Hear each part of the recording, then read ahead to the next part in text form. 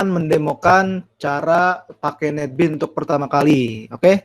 Yang pertama, kalau kalian ada icon di sini, icon folder. Nah, folder ada tanda tambahnya, kalian klik. Kalau ada, kalian ada nggak tombolnya? Ketika kalian tampilan opening, home di home, kalian pilih folder yang ada gambar, bukan folder nih ya, paket, gambar paket.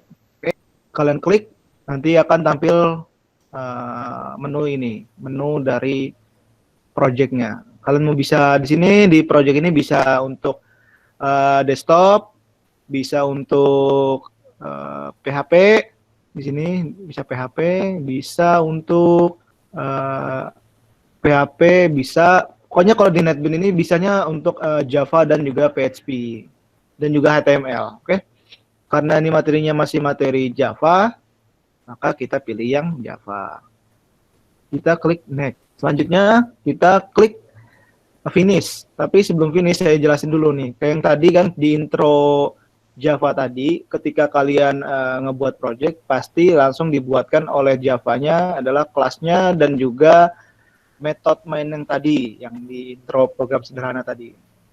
Nah, kita tuliskan latihan. Nah, di sini otomatis latihan 2. Akan otomatis terbuat project latihan dan juga kelas namanya latihan. Nah, kelas latihan ini adalah main kelasnya untuk menjalankan JDK-nya atau yang tadi ngedebuggingnya biar supaya debugging. Kalau sudah finish, nanti dia pas saat loading itu membuat package-nya, bukan package apa project-nya. Nah, nih untuk icon dari project-nya adalah coffee. Ikonnya ya, icon dari ini udah bawaan dari sono, ikonnya coffee, dan juga langsung dibuatkan package defaultnya berdasarkan nama projectnya dan juga main kelasnya. Jadi ketika kalian ngebuat project baru di Java, langsung otomatis semuanya ke generate package default dan juga generate default class untuk menjalankan program kalian di sini. Ngedebugging untuk menampilkan program kalian, hasil program kalian. Oke, sejauh ini ada yang ditanyakan mengenai intro pembuatan project? Belum, Pak. Oke, aman ya. Lanjut, untuk selanjutnya di sini juga di satu project bisa kalian buat paket-paket lain. Contoh untuk package lain adalah untuk gambar, untuk masukin gambar nih, untuk sorting biar rapi nih project kalian biar nggak berantakan. Kalian buat package namanya contohnya untuk gambar. Jadi semua data gambar kalian ketika kalian nge-import data ke sini ataupun ngerancang NetBeans kalian, NetBeans desktop kalian, maka sudah terurut tanpa harus sembraut di sini semua di latihan 2 semua. Paham ya? Jadi di NetBeans ini bisa diurutkan format filenya berdasarkan package, tergantung kamu untuk apa. Contoh kalau gambar berarti jadi gambar semua. Kalau untuk codingan semua, untuk koneksi semua kayak gitu. Untuk third party semua seperti itu. Itu contoh dari membuat package di NetBeans Java.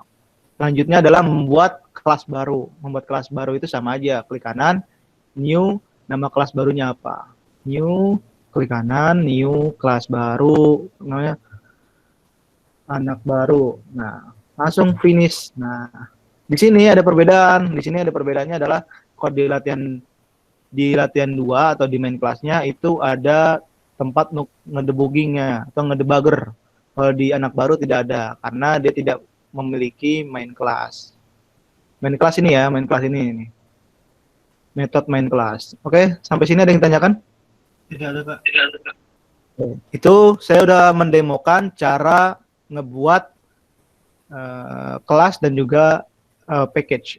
Nah, selanjutnya adalah cara membuat programnya. Pertama, kalian harus tentuin dulu nih, karena kita masih main hello world doang.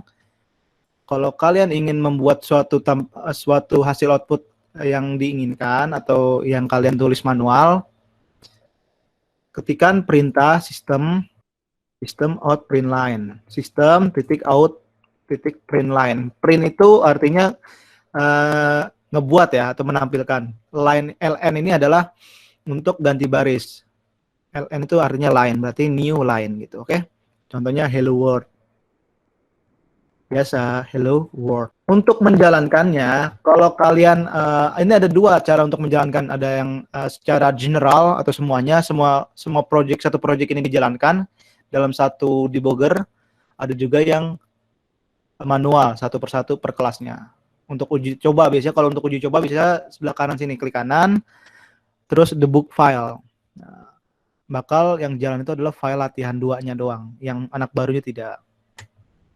Itu cara untuk membuat suatu instruksi di NetBeans. Nah, ini udah tampil belum nih? Kalau di saya ada nih, Hello World. Nih, kelihatan nggak tulisan saya nih? Kelihatan Pak, kelihatan Pak. Kurang gede? Kelihatan, Pak. Kegedean ya? Nah, oke. Gimana Pak cara nampilin begitunya? Ini loh, sistem out print line. Sistem out print line. Nah, di Java sensitif ya, sensitif banget kayak cewek, kayak wanita, oke?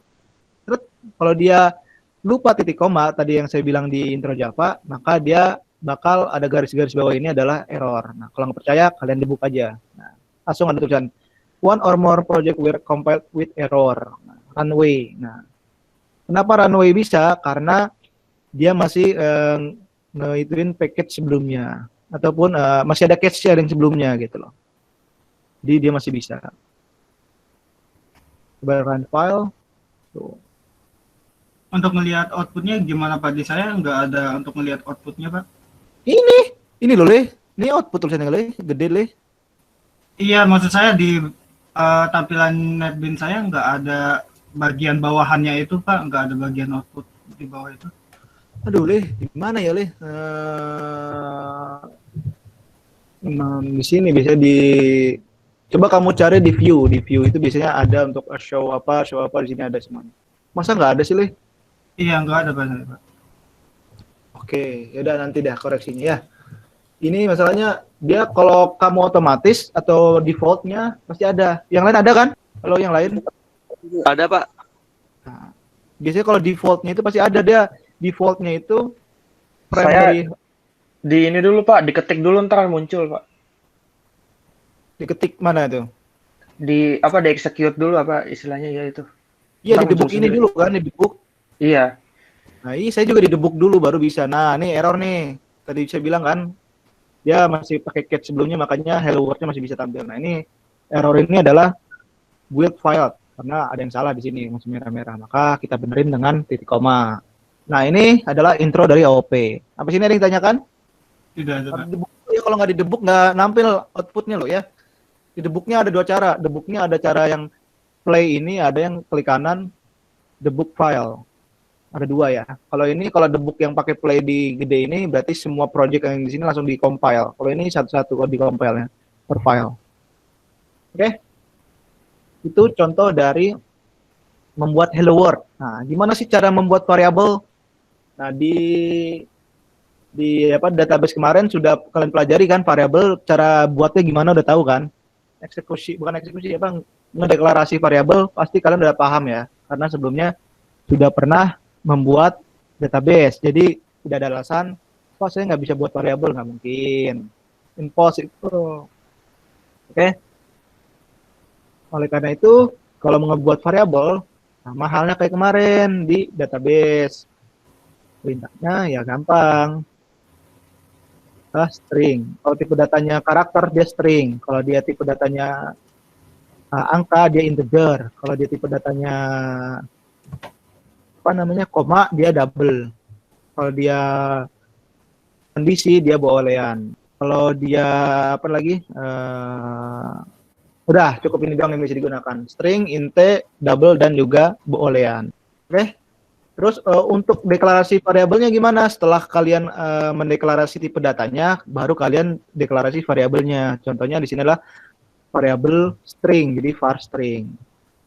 Kemudian, nah kontennya apa?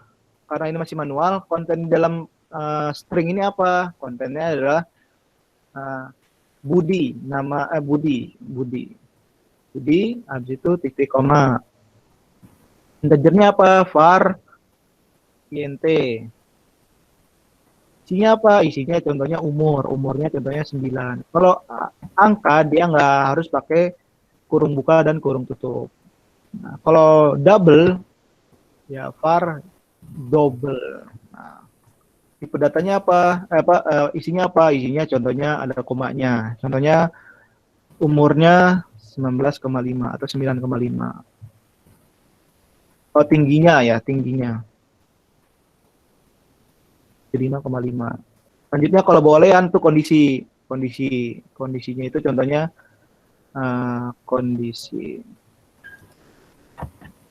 contohnya dia laki-laki maka dia true, kalau dia perempuan dia false. Nah, ini semua ya variabel yang kita deklarasi di sini belum ada tampilannya apa-apa karena belum kita execute atau kita tampilkan di layar sistem print online. Nah, cara menampilkannya gimana? Cara nampilinnya tinggal gampang. Kalian copy paste yang tadi, tapi konten di sininya diganti. Digantinya apa? Digantinya adalah nama variabelnya. Nama variabelnya apa? Var string. Untuk mempercepat kalian, pakai kontrol spasi. Nah, var, contohnya var string. Nah, kalau ada mau kata sambutan kalian, boleh. Contohnya, nama saya, siapa nama Anda? Itu berapa umur Anda, masukkan variabelnya adalah variabel integer tadi karena dia umur. Nah, kalau untuk manggil variabel tidak harus pakai kutip dua karena kalau dipakai kutip dua dia terbacanya adalah string dari karakter untuk eksekusi doang. Nah, selanjutnya apa gender kamu? Di eksekusinya adalah oh ya salah. var kondisi ini, apakah kamu laki-laki? Oh iya, berarti apa tinggi badan kamu? Double. Nah, ini baru kita dapat eksekusi. Hasilnya gimana? Kita jalankan filenya, klik kanan, run file. Nah, langsung muncul kan? Sesuai dengan keinginan kita. Tadi kita ingin nampilin hello world, terus ada namanya nih. Pertanyaan, siapa nama Anda? Nama saya Budi. Ini Budi jawabannya. Berapakah umur Anda? 9. Nah, apakah kamu laki-laki? Kalau dia true, maka jawabannya ya. Terus berapa tinggi badan kamu? Ya, 175,5. Sesuai kan apa yang dideklarasikan di variabel bakal ditampilin di print line-nya. Itu cara untuk membuat variabel dan juga mengeksekusi variabel supaya tampil ke layar ataupun hasil outputnya tampil. Sampai sini ada yang ditanyakan? Halo, sampai sini ada yang ditanyakan? Pak, itu kalau dikasih tanda baca kayak misal tanda tanya itu juga bisa kan ya? Ya bisa. Contohnya mau tanda baca, asalkan tanda bacanya masih di dalam kutip ya. Kutip 2 ini. Kalau di luar sini dia beda lagi. Dia dibacanya simbol kalau di luar. Di simbol itu simbol apa namanya? Simbol variabel ataupun objek yang lainnya. Jadi disarankan kalau mau pakai tanda simbol kayak gini, simbol ataupun sejenisnya di dalam. Itu. Kalau tanda baca ya di dalam supaya sesuai dengan keinginan kita. Dan harus diperhatikan Java ini sensitif. Jadi ketika kamu kurang titik koma, tidak ada alasan kamu protes karena kamu kurang teliti gitu. Oke, di sini ditanyakan seputar tentang intronya, intro pengenalan dari Java. Nah, biar rapi kayak gini. Tuh, rapi kan enak kan dilihatnya. Jadi untuk membuat suatu instruksi kode program disarankan rapi kayak gini. Jadi berurut nih, di publiknya berarti di sini di atas. Nah, maka untuk instruksinya di bawahnya sejajar ini. Supaya rapi. Oke. Sampai sini ada yang ditanyakan tentang materi introduction dari Java. Belum, Pak. Ini saya kasih deklarasi variabel, deklarasi variabel. Oke. Eksekusi. Ini komentarnya adalah eksekusi variabel. Oke, Ini kita belajar hello world dan juga cara deklarasi variabel dan juga eksekusi variabel. Paham? Paham, Pak. Oke. Sekarang materi selanjutnya adalah membuat instruksi supaya usernya dapat menginputkan sesuatu. Kalau sebelumnya kan manual kan, hello world, maka yang tampil adalah siapa? Budi. Oh, siapa nama Anda? Yang tampil adalah Budi. Budinya itu dapat dari mana? Budinya itu dapat dari si variabel string ini. Tapi sudah dieksekusi nama Budinya di sini tanpa sesuka hati kita masukinnya. Nah, gimana caranya supaya otomatis, supaya sesuka hati kita? Nah, kita menggunakan third party class, yaitu namanya scanner. Nah, untuk importnya gimana? Cara import package-nya gimana? Cara import package-nya adalah kalian tuliskan import, habis itu Java, karena ini package-nya masih di package Java, habis itu kalian pilih yang util. Baru kalian pilih yang scanner. Nah, sampai sini apakah sudah selesai? Belum, karena ini baru ngimport dari kelas scannernya doang.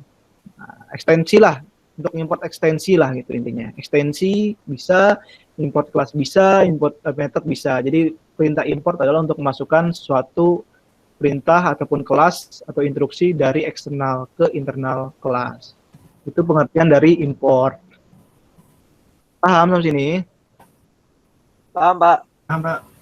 Nah, untuk supaya tidak banyak hasil outputnya kayak gini, supaya kita ganti baris atau ganti induan baru, kita komen dulu. Kita komen, habis itu baru kita masukin instruksi baru dari Java Util Scanner ini. Nah, cara buatnya gimana? Cara buatnya bersama, yaitu kalian kalian deklarasi terlebih dahulu si scannernya di atas. Jadi saya tambahin di sini ya, deklarasi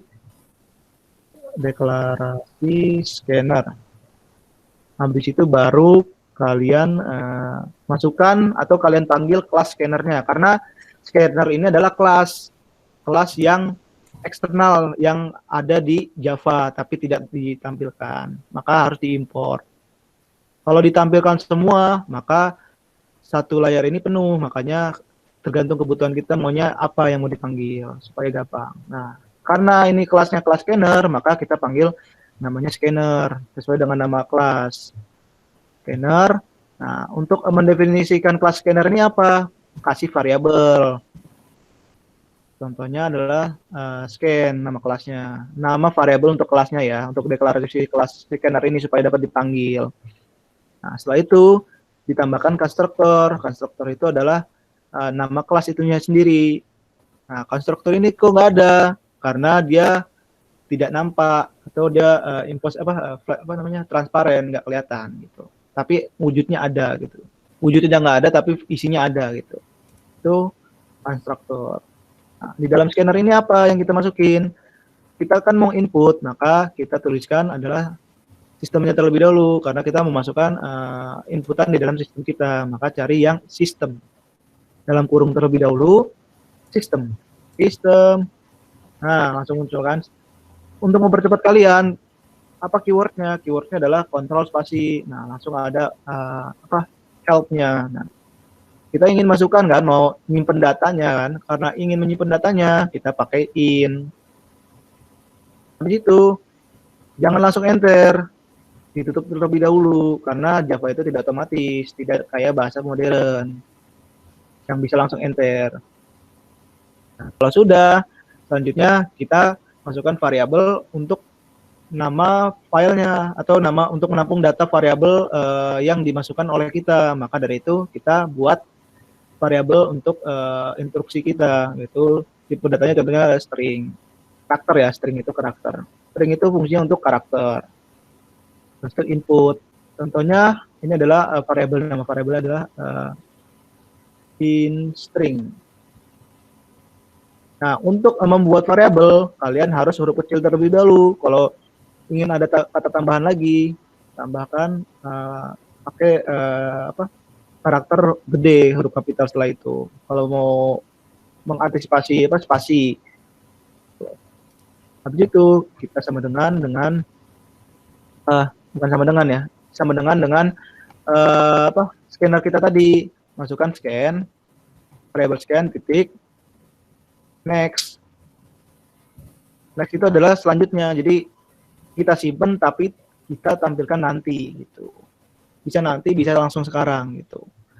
Ya artinya adalah manggil kelas si scanner, habis itu langsung ditampilkan di line berikutnya. Kalau next doang itu di line sekarang, kalau pakai next line itu berarti di line baris bawahnya. Itu bedanya next sama next line. Setelah itu apakah sudah? Belum. Setelah itu kita baru deklarasikan pesan kita apa? Pesan kita adalah tadi siapa nama Anda. Nah, siapa nama Anda ini kita masukkan di sini karena ini variabel untuk untuk menampung nama Anda, untuk menampung suatu instruksi nama, maka taruhnya deklarasi variabel tadi di bawahnya. Di bawahnya sistem print line ini. Nah, setelah itu untuk nampilinnya gimana? Karena kalau ditampil cuma begini doang, dia nggak nampil apapun. Kalau nggak percaya, kita jalankan. Nah, contohnya Budi, udah beres tanpa ada tambahan nama Anda adalah Budi gitu. Nama Anda adalah Budi. Cuma langsung eksekusi program kita tanpa nampilin variabel yang kita simpan di dalam scanner itu. Nah, untuk menampilkannya gimana? Kita contohnya nama Anda adalah tanda pemisahnya adalah tanda pemisah antara karakter, pokoknya dari yang keyword ini, hasil output ini ditambahkan plus untuk menambahkan atau memasukkan variabel. Kalau sudah, kita jalankan lagi. Hasilnya akan berbeda. Contohnya namanya Budi. Budinya tetap tampil, tapi di bawahnya ada pemanggilan variabel ini. Nama Anda adalah Budi. Sesuai dengan keinginan kita kan? Kalau sebelumnya tidak bisa kan? Nah, itu bedanya deklarasi variabel dan eksekusi variabel pakai scanner dan juga deklarasi variabel tanpa scanner atau tanpa menyimpan data. Sampai sini ada yang ditanyakan tentang eksekusi variabel manual dengan otomatis. Belum, Pak.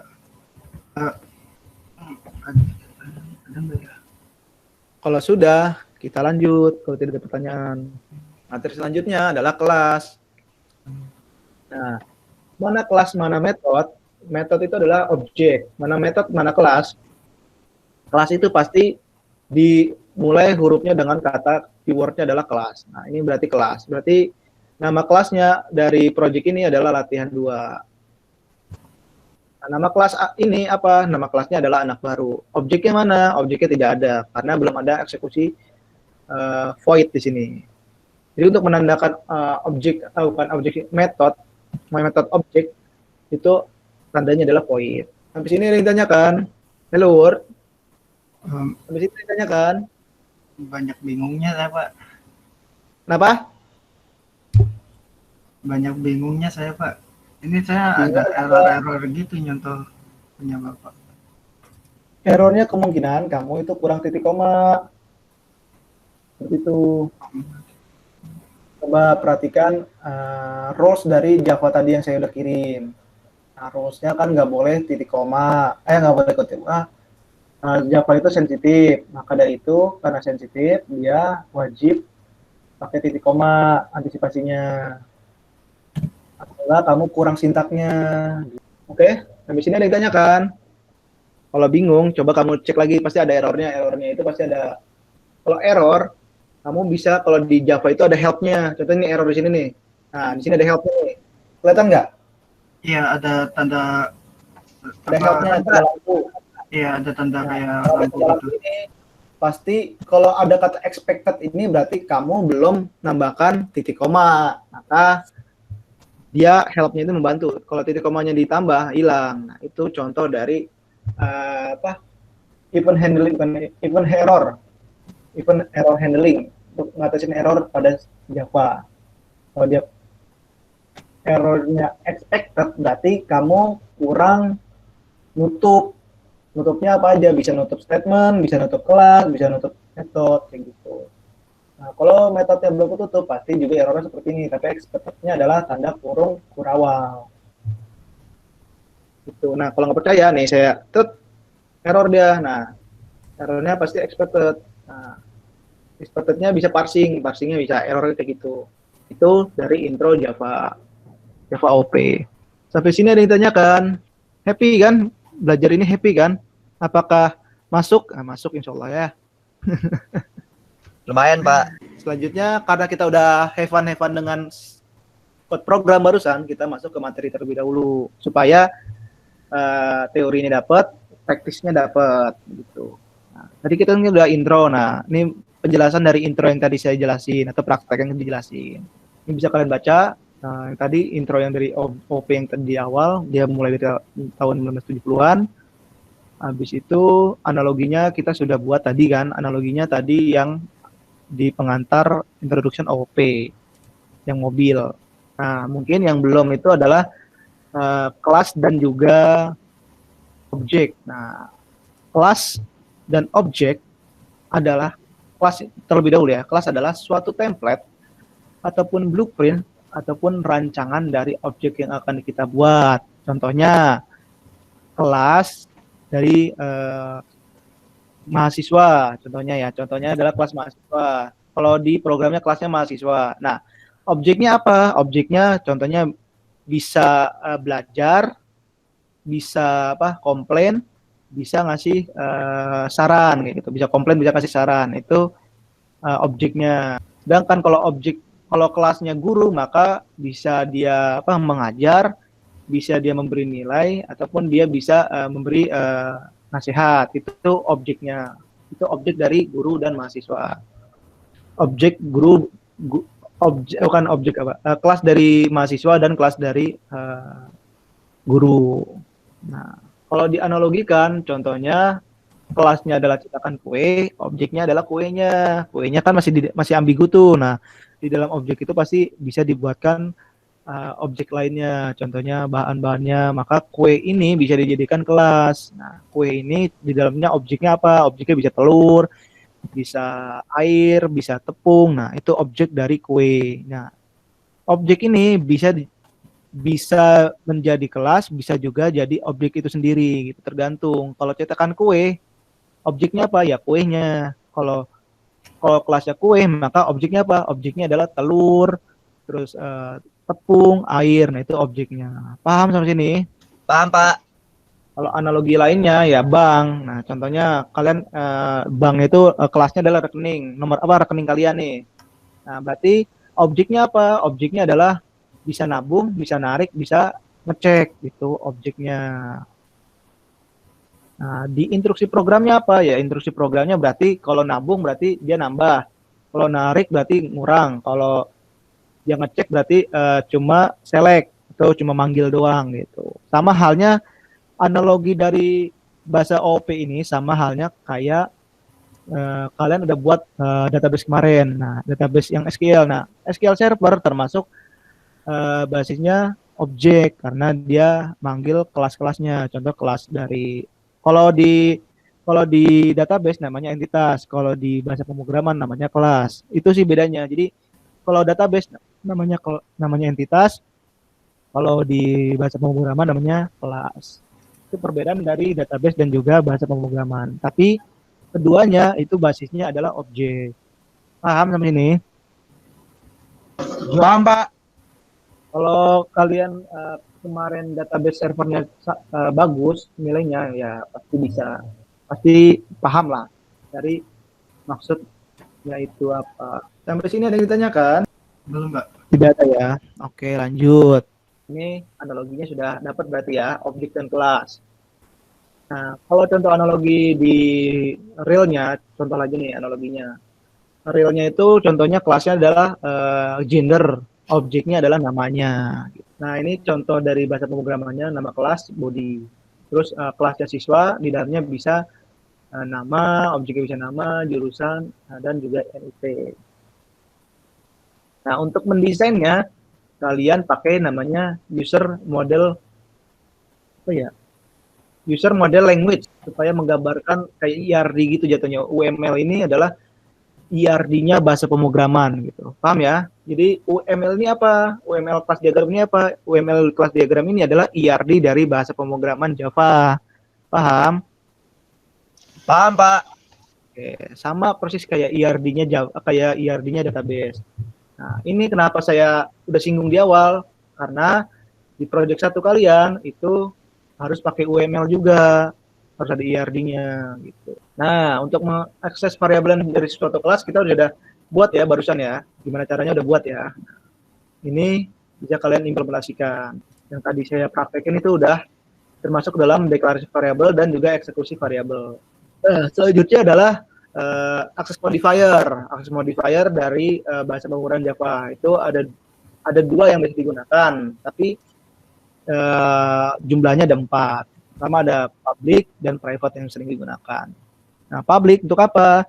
Public itu pengaksesan suatu variabel ataupun metode ataupun kelas dapat dilakukan di luar kelasnya. Jadi bisa dipanggil di kelas mana aja kalau public, kalau private cuma di kelas itu saja. Kalau udah keluar dari kelas itu, maka tidak bisa. Itu bedanya public dan private. Nah, di dalam kelas itu ada 2 yang wajib ada, yaitu ada datanya ataupun atribut dan juga harus ada behavior ataupun metodenya. Metode kayak tadi tuh untuk eksekusi programnya itu wajib ada di dalam satu kelas supaya dapat dipanggil di kelas yang sama ataupun di kelas yang berbeda, metodenya ataupun kelasnya. Itu yang wajib ada di dalam satu kelas ya. Wajib ada atribut itu bisa variabel ataupun bisa objeknya.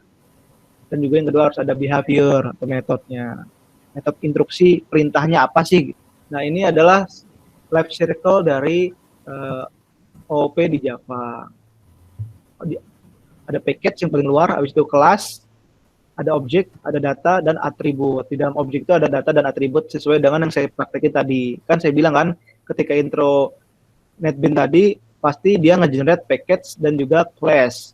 Nah, ini package itu pasti di luarnya, class itu di dalamnya. Nah, package ini bisa apa aja? Bisa nyimpen kelas, bisa nyimpen gambar. Pokoknya berbentuk yang fisik lah untuk dokumentasi. Bisa kelas, bisa gambar, bisa video.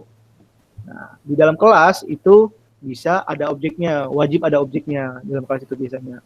Nah, itu catatannya. Catatan atau ringkasan materi dari materi hari ini. Ini yang saya bilang akses modifier ada 4P, public, private, package, dan protected. Nah, itu apa sih bedanya? Nanti dibahas di materinya khusus. Ada materi. Sampai sini ada yang ditanyakan? Nah, ini materinya habis nih. Sampai sini ada yang ditanyakan?